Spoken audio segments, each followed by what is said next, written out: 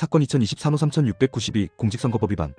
피고인 이재명, 항소인 쌍방, 검사 오민재, 박종현 기소, 송중구, 유민종, 이마랑, 서성광, 신기창, 박종현, 김지혜, 장재정, 류재영 공판.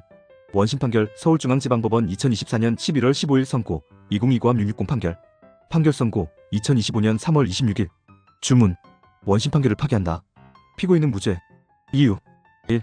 소송 경과에게요. 가. 원심 공소 사실의 요지. 검사는 원심에서 1회 공소장을 변경하였다. 그 공소 사실의 요지는 다음과 같다. 1. 비관련 허위사실 공표. 피고인은 H의 실무 책임자로서 서로 활발히 교육관계를 가졌던 B에 대하여 H 시행 당시에는 특별한 교육관계가 없어 아예 그 존재조차 인지하지 못했던 것으로 행세함으로써 제20대 대선 핵심 이슈인 H에서의 각종 비리와 피고인과의 연관성을 끊어내 대통령에 당선될 목적으로 제2시장 재직 시에는 B의 존재를 몰랐고 B와 함께 간 해외 출장 기간 중에 B와 골프를 치지 않았으며 도지사가 되어 공직선거법 위반죄로 기소된 다음에 H 관련 설명을 B로부터 들어 그제야 B를 알게 되었고 전화로만 통화해서 얼굴도 모른다는 취지로 수차례 발언함으로써 피고인과 B 간의 교유행위에 관해 거짓말하여 후보자에게 유리하도록 그 행위에 관하여 허위사실을 공표하였다. 이 알 관련 허위사실 공표. 피고인은 2021 10.20 국정감사 이하 이 사건 국정감사라 한다에 출석하여 시위원회 질의에 대한 답변을 하면서 한국식품연구원이야 식품연구원이야 한다 종전부지야 알부지라 한다와 관련하여 마치 피고인이 국토교통부 국토행부는 2013 3 23 해양수산부가 신설되면서 국토교통부로 개편되었는데 이하에서는 개편 전후를 통틀어 국토부라 한다의 공공기관 지방 이전에 따른 혁신도시 건설 및 지원에 관한 특별법 2011년 5월 30일 법률 제1만 757호로 일부 개정된 것 2017년 12월 26일 법률명이 혁신도시 조성 및 발전에 관한 특별법으로 변경되었다. 이하에서는 통칭하여 혁신도시법이라 한다상 의무조항의 강과한 용도지역 변경 요구를 받고 불가피하게 피고인의 방침과 달리 알부지의 용도지역을 녹지지역에서 준주거지역으로 변경하였고 피고인이나 알부지의 용도지역 변경 관련 업무를 담당한 제2시 공무원들이 국토부, 주무부서를 비롯한 국토부 공무원들로부터 혁신도시법상 의무조항에 근거하여 용도지역 변경을 해주지 않을 경우 직무유기를 문제 삼겠다는 협박까지 받은 것처럼 거짓말함으로써 후보자에게 유리하도록 그 행위에 관하여 허위사실을 공표하였다. 나.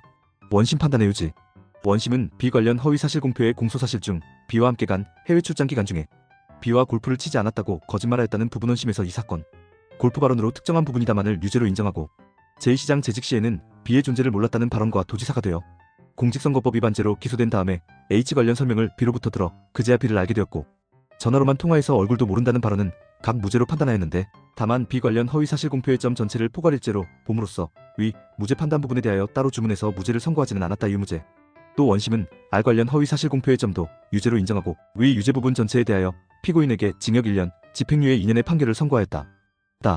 검사의 항소. 검사는 원심 판결의 이유무죄 부분에 대하여는 사실오인 및 법리오해를, 유죄 부분에 대하여는 양형부당을 이유로 항소하였다. 1. 사실오인 및 법리오해 주장. 제2시장 재직 시에는 B의 존재를 몰랐다는 발언과 도지사가 되어 공직선거법 위반죄로 기소된 다음에 H 관련 설명을 B로부터 들어 그제야 B를 알게 되었고 전화로만 통화해서 얼굴도 모른다는 발언은 모두 피고인이 제2시장 재직 시절에는 B와 교유행위를 하지 않았다는 의미로 해석되므로 피고인의 행위를 부인하는 발언이다. 그런데 도의 발언이 교유행위를 부인하는 발언이 아니라고 보아 이유무죄로 판단한 원심 판결에는 사실오인 및 법리오해의 위법이 있다. 이 양형부당 주장. 원심의 형은 너무 가벼워서 부당하다. 피고인의 항소. 피고인은 아래와 같은 사실오인 및 법리오해, 양형부당을 이유로 항소하였다. 1. 공소제기 자체에 대한 주장.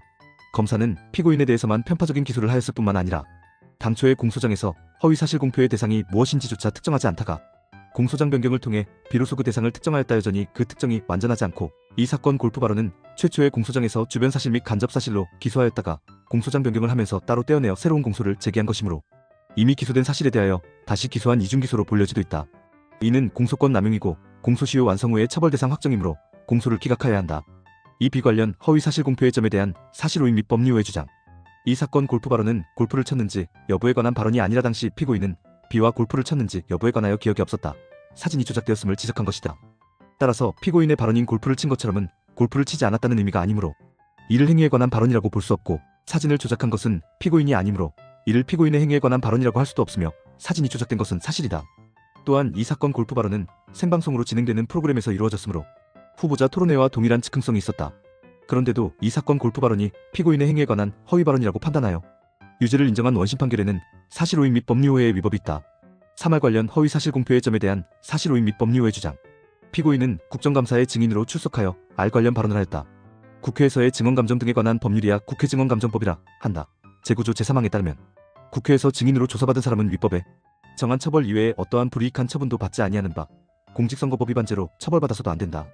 피고인의 발언은 국토부의 법률에 의한 요구가 있어 알 부지에 관하여 용도 변경 결정을 하였다는 것이므로 국토부의 행위일 뿐 피고인의 행위가 아니고 국토부의 법률상 요구가 있었던 것은 사실이므로 허위성도 인정될 수 없으며 피고인의 발언은 단지 의견 또는 추상적 판단을 나타낸 것이다.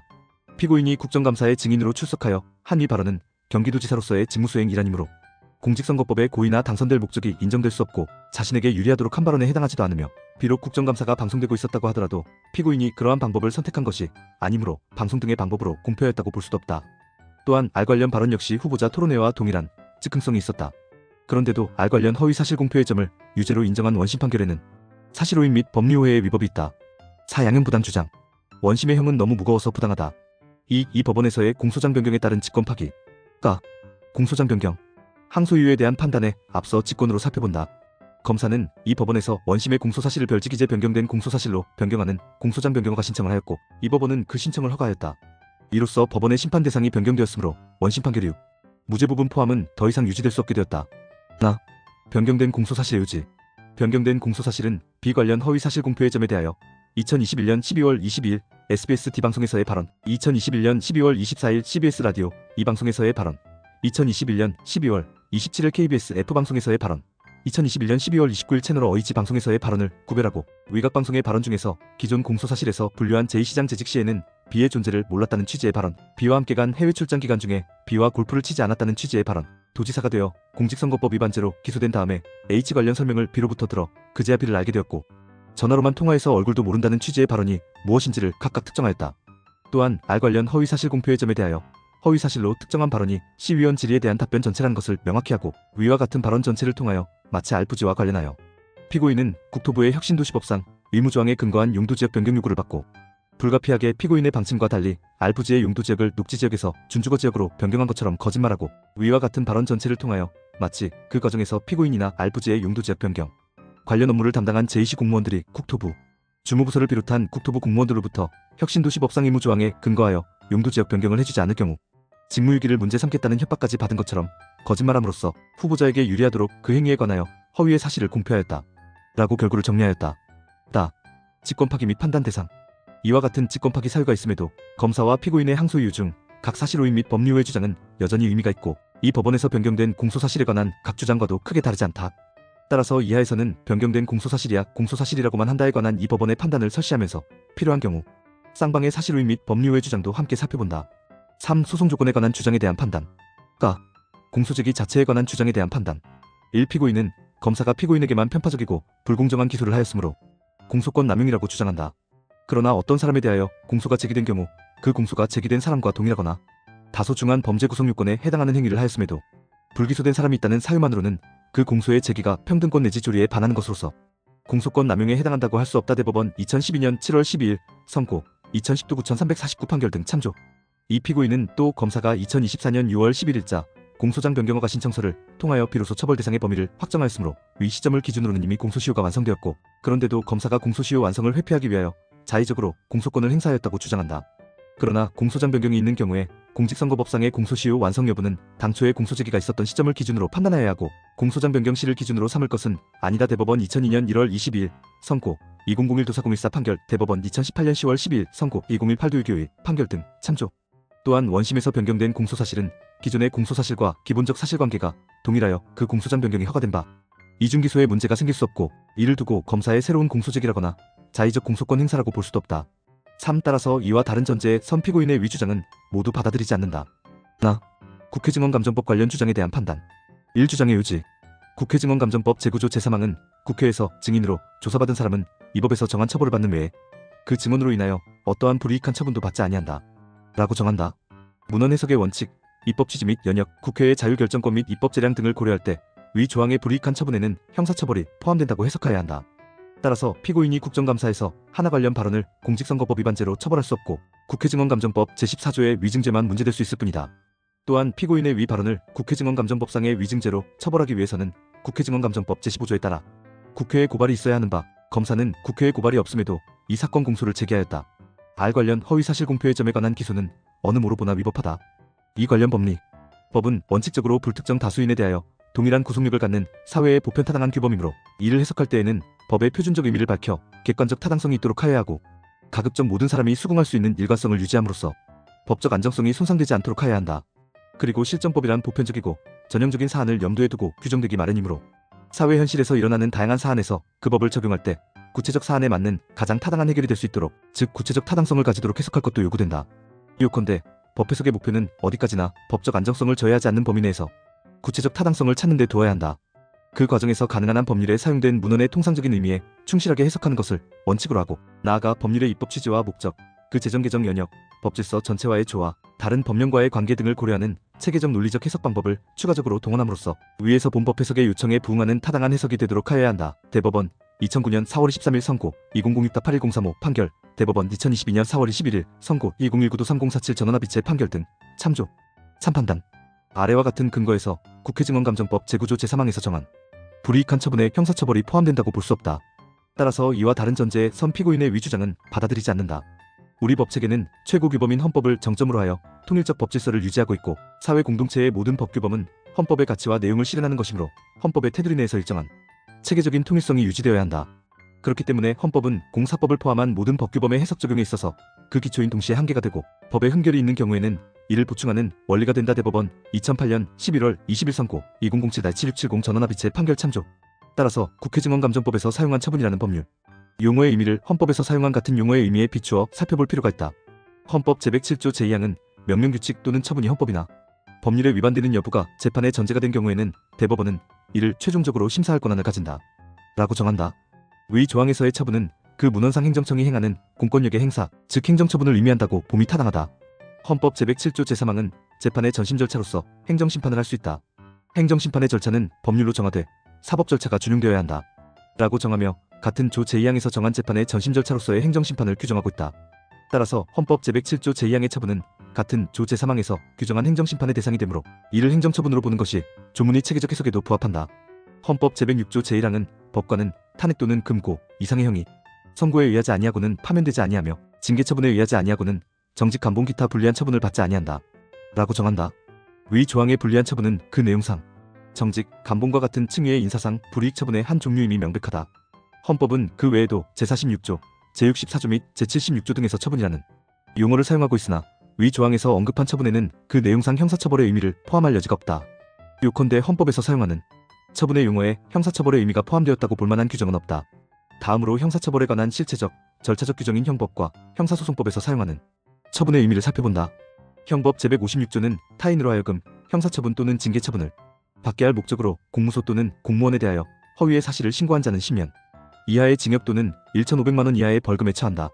라고 정하고 형사소송법은 제253조 제3항에서 범인이 형사처분을 면할 목적으로 구개해 있는 경우 그 기간 동안 공소시효는 정지된다.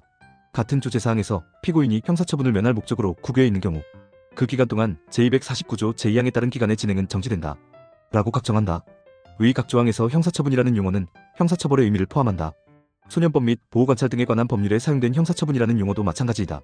형사소송법은 제258조 제1항에서 검사는 고소 또는 고발 있는 사건에 관하여 공소를 제기하거나 제기하지 아니하는 처분, 공소의 취소 또는 제256조에 송치를 한 때에는 그 처분한 날로부터 7일 이내의 서면으로 고소인 또는 고발인에게 그 취지를 통지하여야 한다.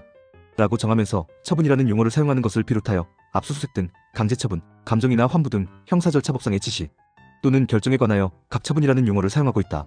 이러한 처분의 의미는 행정청이 행하는 구체적 사실에 관한 법집행으로서의 공권력의 행사 또는 그 거부와 그 밖의 이에 준하는 행정작용이라는 통상적인 용례와도 부합한다.